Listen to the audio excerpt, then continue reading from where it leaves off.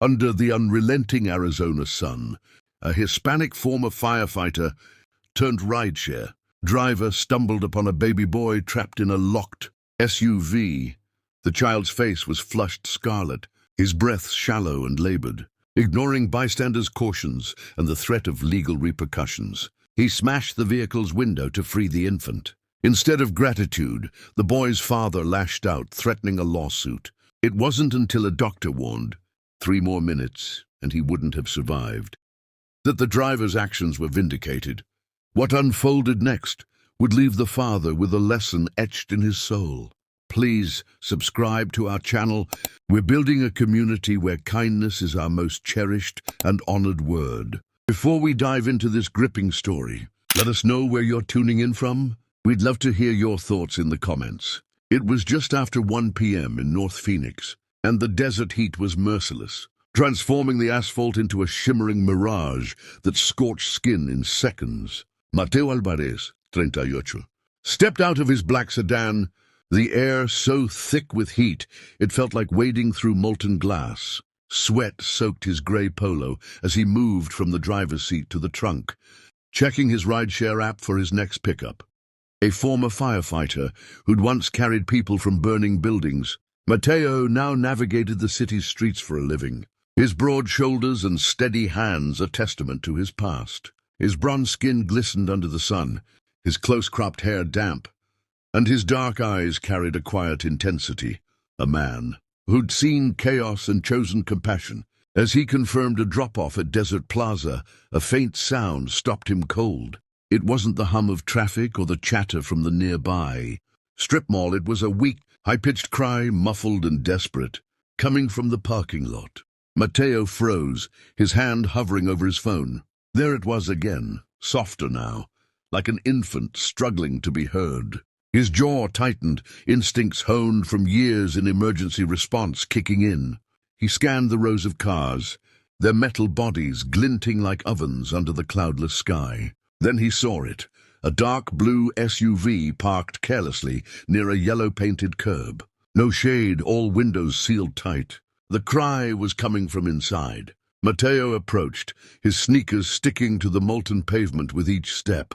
The heat radiated upward, stinging his calves through his jeans. As he got closer, the cry grew clearer but fainter, as if the source was losing strength. He crouched by the rear window, shielding his eyes from the glare. That's when he saw him, a boy, no more than a year old, strapped into a car seat. His cheeks were a deep, alarming red, his wispy hair plastered to his sweat-soaked forehead. His tiny mouth opened in a feeble whimper, too weak to cry loudly anymore. Mateo's stomach twisted into a knot. He straightened, scanning the lot.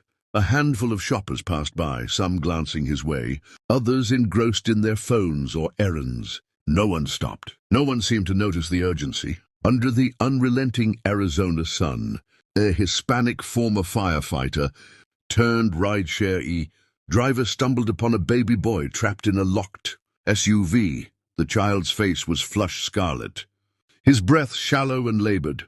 Ignoring bystanders' cautions and the threat of legal repercussions, he smashed the vehicle's window to free the infant. Instead of gratitude, the boy's father lashed out, threatening a lawsuit. It wasn't until a doctor warned, 3 more minutes, and he wouldn't have survived, that the driver's actions were vindicated. What unfolded next would leave the father with a lesson etched in his soul. Before we dive into this gripping story, let us know where you're tuning in from.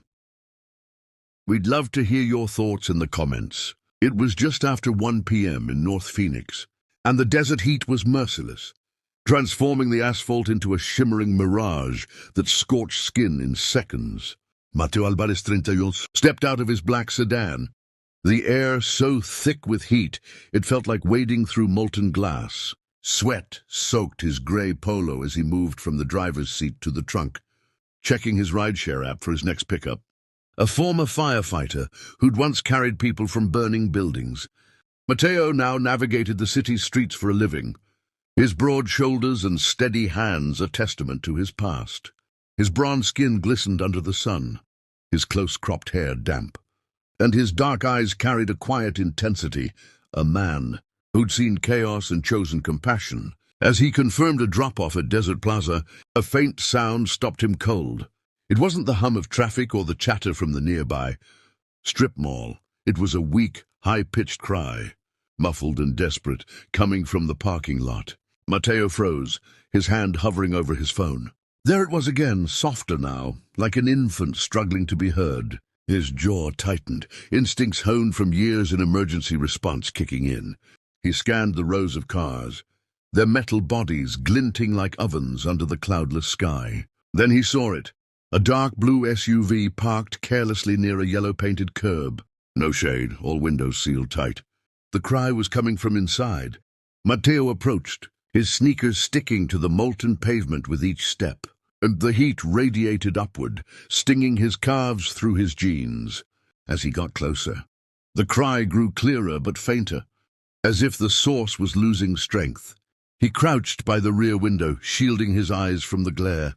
That's when he saw him, a boy no more than a year old, strapped into a car seat. His cheeks were a deep, alarming red, his wispy hair plastered to his sweat-soaked forehead.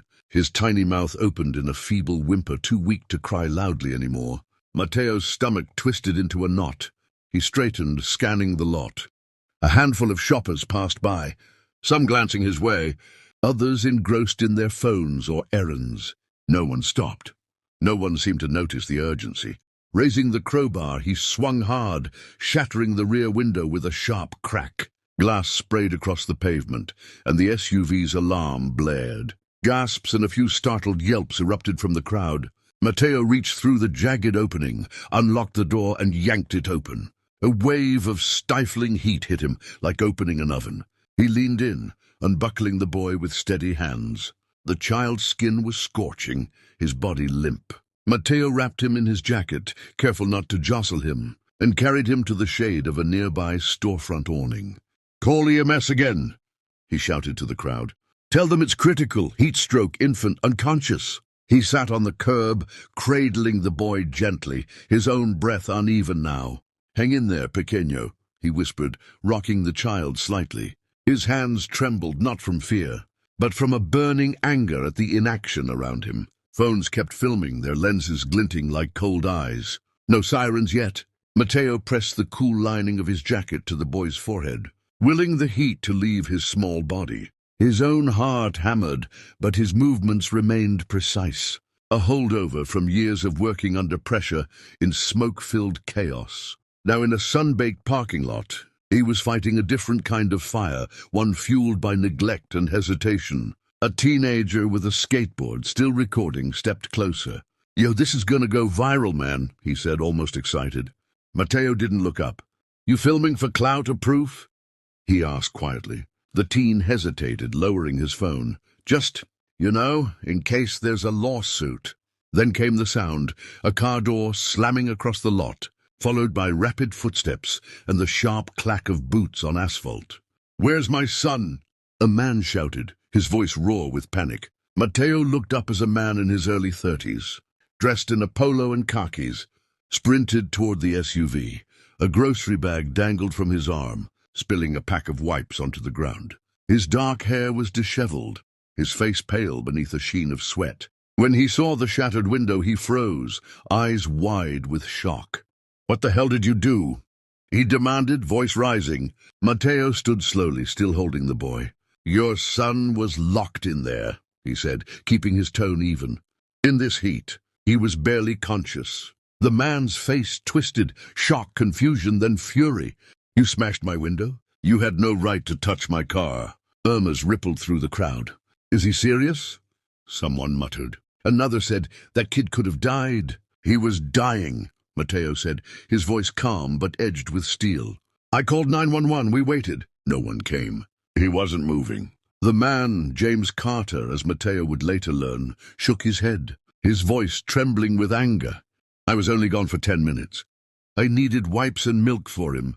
I left the AC on, I thought it was running." He rushed to the driver's side, opened the door, and stared at the dashboard, his shoulders slumping. "Damn it," he muttered. "It must have shut off when I locked the doors."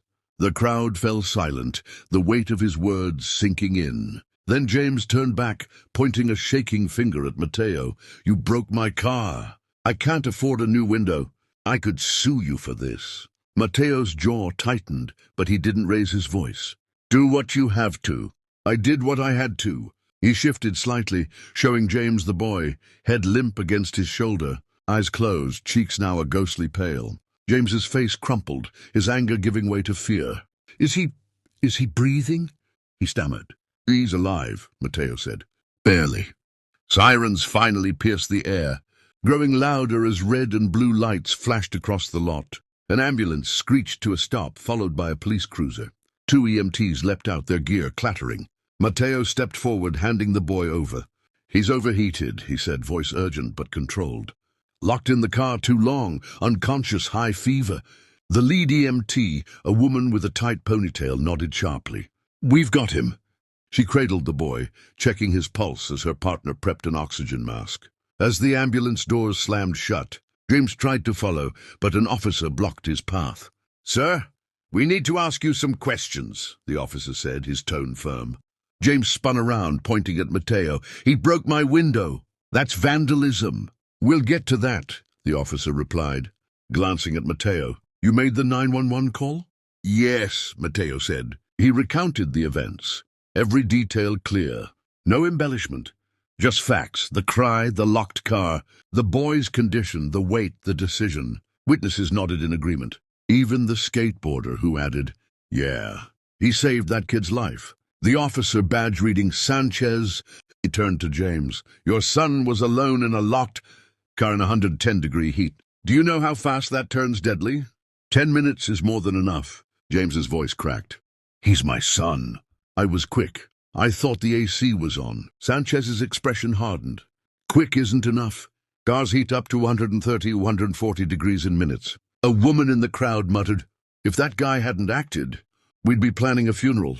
James looked around, really seeing the scene for the first time.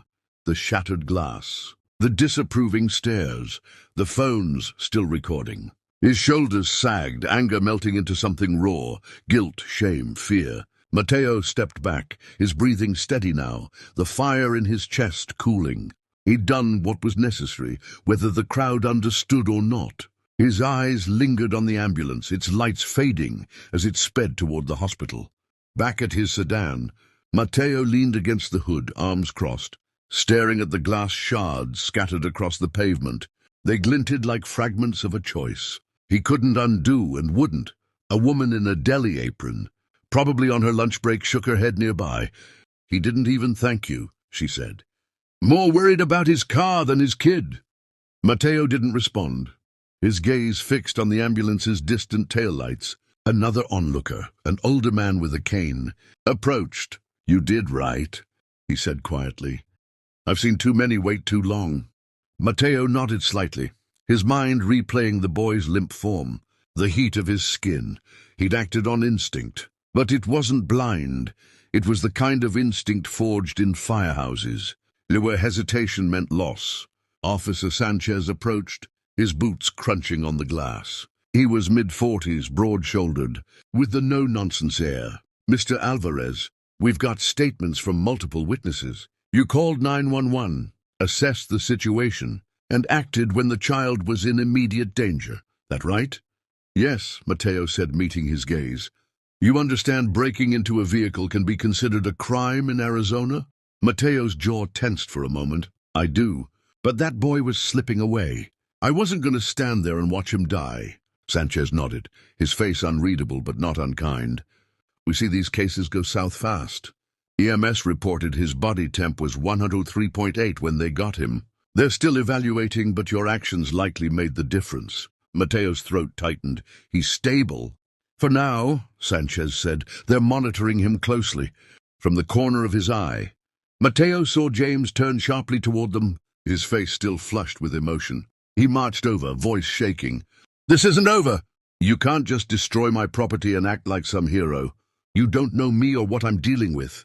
Mateo met his stare, unflinching. You're right. I don't know you, but I know what heat stroke looks like in a child. I wasn't going to wait for permission. Sanchez stepped between them, his presence calming but firm. Sir, witnesses confirm he waited, called for help, and only acted when the situation became critical. We're not pressing charges at this time. James's eyes widened. At this time? So you might. We've filed a full report, Sanchez said. But based on the evidence and accounts, there's no crime on his part. James looked like he wanted to argue, his hands balling into fists. Instead, he turned abruptly, storming back to his SUV, kicking a piece of glass as he passed. Sanchez glanced at Mateo. Stay in town for a couple of days in case we need to follow up. Can I get your contact info? Mateo handed over his driver's license and scribbled his number on a notepad. I'm not going anywhere, he said. As Sanchez walked away, the crowd began to disperse, though a few lingered, whispering, was Mateo a hero, a vigilante, or just trouble? A man in a suit, late 50s, approached, holding out a business card. I'm a lawyer, he said. If this escalates, call me. No charge. Mateo took the card, nodding. Appreciate it. The man paused, then added, some parents aren't ready for what it means to protect. You were. Mateo didn't reply, his eyes on the glass, a reminder of a decision rooted in duty, not impulse. He'd seen hesitation cost lives in burning buildings. Today, he'd chosen action, even if it meant consequences. The next morning, Mateo's phone buzzed with a news link from his cousin. Rosa, he hesitated, then clicked it, sitting on the worn couch in his small apartment. The anchor's voice was calm but weighty. Doctors at Valley Hospital confirmed that the infant found in a locked vehicle yesterday afternoon suffered severe heat exhaustion. His internal temperature reached 104.1 degrees. Pediatrician Dr. Maria Lopez stated, 3 more minutes in that car could have led to irreversible brain damage or death. Mateo paused the video, leaning back, the words echoing. 3 minutes. If he'd listened to the crowd, followed the rules, waited for the sirens, a family might be planning a funeral. He didn't feel like a hero, just a man who'd done what he'd been trained to do, act when lives were on the line. His apartment was quiet, the morning sun slipping through the blinds, casting soft stripes across the hardwood floor. Photos of his niece and nephew smiled from a shelf, reminders of why he'd moved back to Phoenix after leaving the fire department to be closer to family, to build a quieter life. But quiet didn't mean standing still. His phone rang, an unknown number. He answered cautiously. Hello? A shaky voice came through. Mr. Alvarez? This is James Carter, the father from yesterday. Mateo sat up, pulse quickening. I just left the hospital. James continued, his voice raw, like he'd been crying. They showed me his chart, told me how close it was. I didn't understand yesterday. I was wrong. Mateo stayed silent, letting James speak. I want to thank you, James said, his voice breaking. I was angry, humiliated. I felt like everyone was judging me, and I lashed out. But you saved my son, Liam. You did what I should have done. Mateo exhaled, the tension in his shoulders easing slightly. Is he okay? He's stable, James said. They're keeping him another night for observation. But they say there's no permanent damage. Because of you. Relief flooded Mateo, heavy and grounding. I don't expect you to forgive me, James added. I'm dropping any claims, no lawsuit. I'm so sorry for how I treated you. Mateo's voice was low, steady. What matters is Liam's safe. That's all I wanted. A long pause followed. My sister saw the video online, James said. People are calling you a hero. I know you probably don't want that, but it's true. I'm just a guy who made a choice, Mateo said. I've been in situations where waiting wasn't an option. I wasn't going to let that happen to your son. James's voice trembled. I'll never forget what you did, Mr. Alvarez. Thank you. The call ended, and Mateo set the phone down, staring at the sunlight on the floor.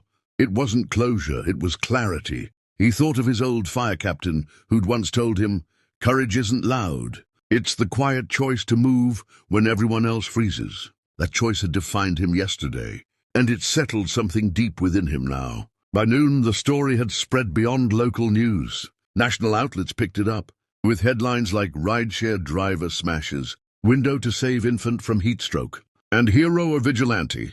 Phoenix rescue sparks debate. Social media buzzed. Comments split between praise for Mateo's bravery and criticism of his reckless actions. Some posts questioned whether his Hispanic background influenced how the crowd or police responded, hinting at bias in a predominantly white suburb. Mateo scrolled through a few, then put his phone down. The noise didn't matter. What mattered was the voice on the phone, raw with gratitude, saying, "Thank you." That was enough. 2 days later, Mateo stood outside a Phoenix community center, adjusting the collar of his cleanest button-up shirt.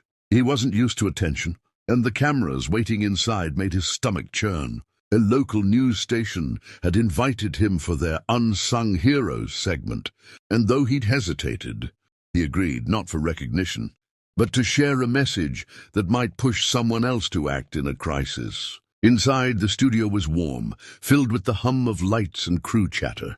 A reporter, Elena Ruiz, mid-40s, with a warm smile and professional demeanor, greeted him. She led him to a chair in front of a backdrop featuring the Phoenix skyline at dusk.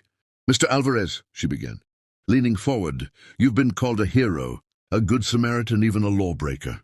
How do you describe what happened that day?" Mateo sat straight, his dark eyes meeting hers. "I saw a child in danger," he said, voice measured. "I waited as long as I could, called 911, checked for help. But the longer I stood there, the more I knew waiting was the wrong call. I did what I'd want someone to do if it was my niece or nephew in that car." Ruiz nodded, her pen tapping her notepad. "Did you think about the consequences, legal, financial?" "I did," Mateo said. "I knew I could get fined, arrested, sued. But I've seen what happens when you wait too long. I'd rather face a courtroom than live with knowing I let a kid die." She tilted her head. "You were a firefighter. Did that training kick in?" Mateo paused, memories of smoke and sirens flickering through his mind. "It never leaves you," he said.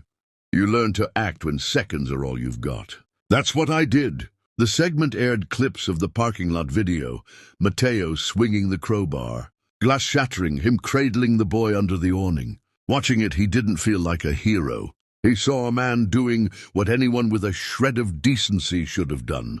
Only he'd been the one to do it. After the interview, he stepped outside into the cooling evening air. The desert sky streaked with pink and orange. A voice called out, "Mr. Alvarez." It was James Carter, holding his son, Liam, on his hip. The boy was alert now, clutching a stuffed dinosaur, his eyes bright with curiosity. James approached slowly, his face softer than before, humbled, grateful. "I needed to say this in person," he said, voice catching. "Thank you for saving my son." Mateo knelt, smiling at Liam, who reached out and patted his cheek. For a moment the world quieted. No cameras, no debates, just a connection. "Stay cool this summer, okay, buddy?" Mateo said, his voice gentle. Liam giggled, waving his dinosaur. James looked down, his eyes glistening. "I signed up for parenting classes," he said. "I'm switching to a remote job so I can be home more. I messed up, but I'm trying to be better." Mateo stood nodding. "That's all any of us can do.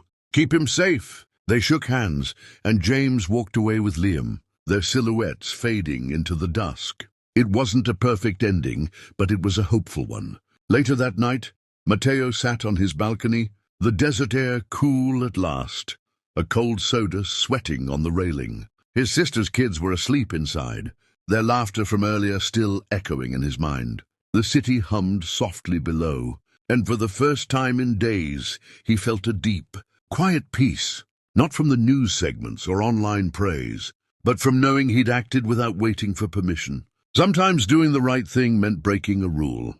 Sometimes waiting cost a life that could have been saved. Mateo Alvarez never sought to be called a hero, but when a child needed him, he didn't wait for the world to agree. He moved. His story reminds us that courage often comes in the quiet moments, when one person chooses to act while others stand still. Join us to share powerful stories like this. Hit like, subscribe, and turn on notifications to start your day with lessons that inspire and connect.